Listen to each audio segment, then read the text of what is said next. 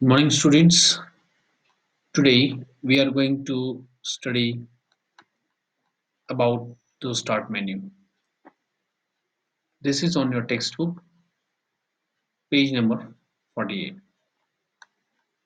So, start menu is a window explorer menu. Clicking on this menu, we can explore the content of your computer. On clicking a start menu, we get a pop-up menu. A pop-up menu is a sub-menu that appears over the main menu and it goes upside. So that is why it is called a pop-up menu. So here in this diagram you can see that on clicking a start menu we can see the various application installed in our computer, and out of these applications we are going to study about one of the most important and very useful application, which is called a Windows Explorer. So here you can see the location of Windows Explorer. After clicking a start button, you'll see all the application, and then you have to go to the accessories, and again on clicking or hovering the mouse over the accessories we can see the further menu, and just at the last of this extended menu we have this Windows Explorer. After clicking this Windows Explorer, this is how we see the window that will display the more content in our computer. This Window Explorer in your textbook is shown in the context of XP. So here Windows XP is used, and Windows Explorer is also been shown in the context of Windows XP. But nowadays Windows XP is not more in use, and we have Windows 10.1, the latest operating system installed, and maybe Windows 7 or Windows 8 we will commonly see. So we do not see Windows XP anymore these days.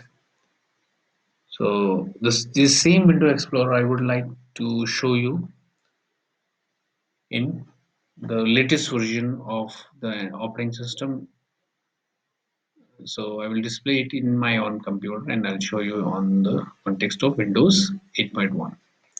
So here you can see that this is a desktop of Windows 8.1, and here what we see all the icons and shortcut icon or a application icons, and this is our start button.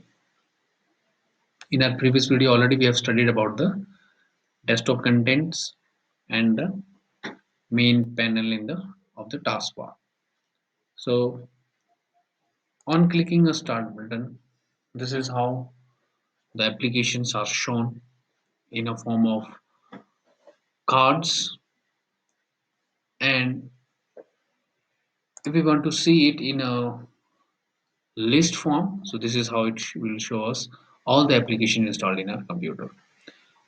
The one more thing, the advantage of this Windows is we can see all the application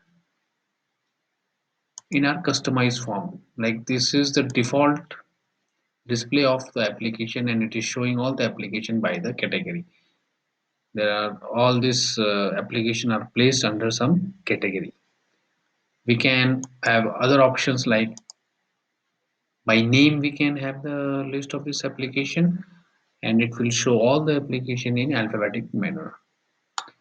Then we have by date installed, so the latest application installed will be coming on the top of the previous application.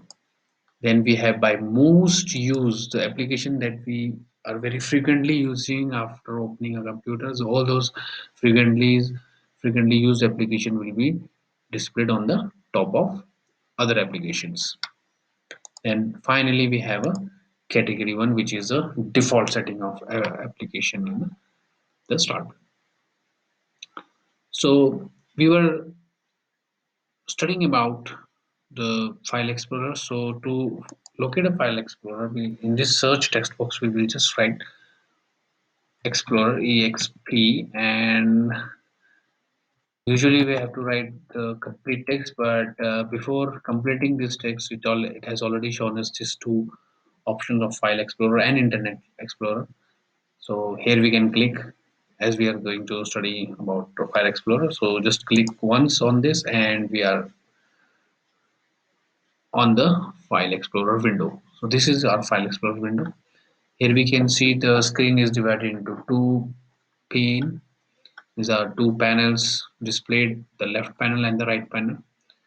So this divider can be expanded to see the more contents on the left panel, and to understand the working of this window explorer, I will just compress everything on the left panel, and only the folder we can see here is this PC. This PC is just like my computer in a previous version of Windows. So because everything is installed in this PC, this folder, we can see all the storage location, all the application in this folder. So now here you can see there's a triangle just before this PC. It means this folder is in compressed form. So there are many other folders and subfolders located within this folder. So this will give us an idea that it is not fully opened, and there are subfolders also in this folder. So we have to just click once to expand this. So as we have clicked, so now you see all these further folders are stored inside this PC. And then same way there are many other folders also with subfolders beneath them, and we will get to know about this by the triangle just right before the folder. So if we will see the triangle facing the folder, it means it is in compressed format, and to expand it we just need to click once. So all the this triangle just before a folder means this folder have a subfolders also. So we'll just take an example of this downloads here. If I'll click on this download, as soon as we'll click on this download, I need to click it once, and same time I can see it on the left side. Then same way pictures, if I'll click on the folder on the left panel once, same time I can see the contents of those folders on the right panel. So here we can see what is stored inside this folder. So same thing I can get it while expanding this. The same folders we can see Bionics categories, camera roll, G-Link and open board. So here. So if anything is within this folder, so while clicking on this we can get, but because this folder is totally empty, so we cannot uh, see anything on the right panel. This is also clear from this image also, because we can't see any arrow on just before this Bionics categories. So anything if this folder contains, we can get to know by looking at this arrow just before the folder. Here, if we'll click on this folder, we can see the various other folders which are called as subfolders. If the folder is within a folder, such kind of folders are called as subfolders. So there are many subfolders, but then only one folder has again some folder, because we can't see any arrows before this folders, but we can see one arrow before this photo. So we'll click on this photo and we'll see the different contents. So same way we have this other folders. Okay, so now I think you are little clearer about the concept of file explorer. So another benefit of this file explorer is, if I want to copy any content from one folder to another folder, so this the help of this file explorer we can do it very easily and in very convenient way. I just want to display you that also. Like for example, I if I have these four videos in this folder Bandicoot, and if I want to copy this one video in another folder name as Bandicam. So what I how can I do is I'll click on the root folder or a source folder, and I'll drag the file here directly, and I'll move it in the another folder named Bandicam. So here only three videos are left now, and I've moved one video in this Bandicam folder, so it has come here now. Here it has got five videos now.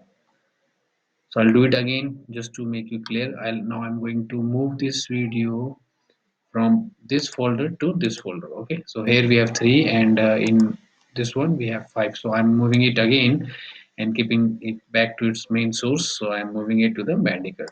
See, now we have only four folders left here, and in other also now we have uh, got back all the four files. So this file explorer is also easier for copying the data from one folder to another folder. It is very easy to copy the data. We do not need to use the editing command like cut and copy. Okay, so studying further, we can see this is how it has been displayed in the previous versions. So then we are shown about the different uh, components of a file explorer, which is title bar, menu bar, standard bar, address bar, minimize, maximize, close button. And this we can see here also. This is your title bar. This is your menu bar. Now after this Windows 7 version, menus were taken over by the ribbon. Now we have got ribbon instead of the different standard bar commands. We have menus, and every menus has further sub menus and commands which are shown in the ribbon. So this panel is called a ribbon now.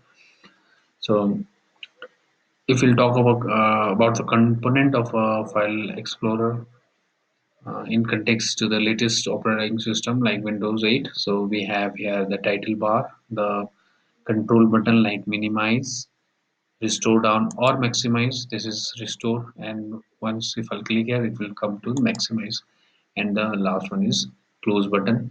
Then we have the menus, the address bar, and the two panels, the left panel and the right panel. So about the this is all about the file explorer. Then next we have the setting system date and time. So how we are going to set the system date and time? System date and time means the time of our computer, the whatever the time we have set in our computer. So now we are going to see how to change the system date and time.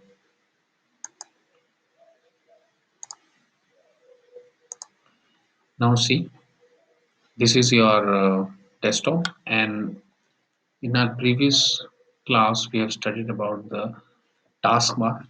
This is your taskbar, and we have studied that it is divided into three sections: the start button, the middle section, and the right section, which is the notification. It contains the notification tab, it contains the start button and the system tree. So right bottom corner we have got the system tree.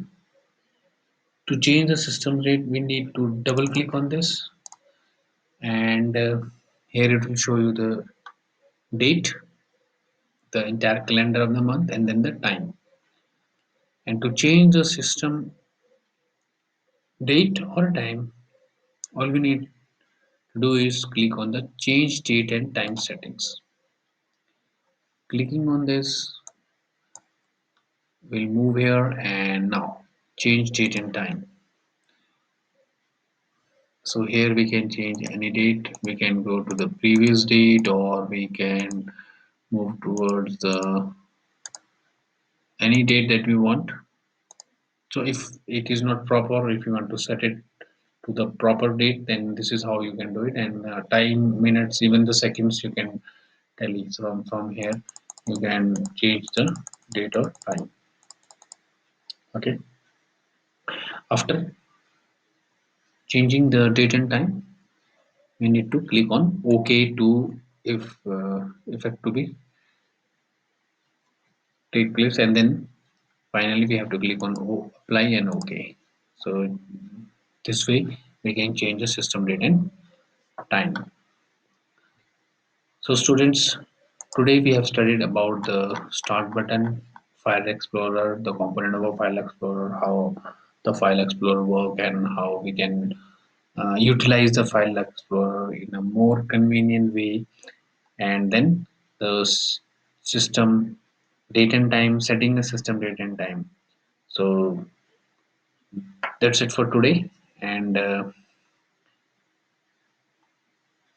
keep safe and study well.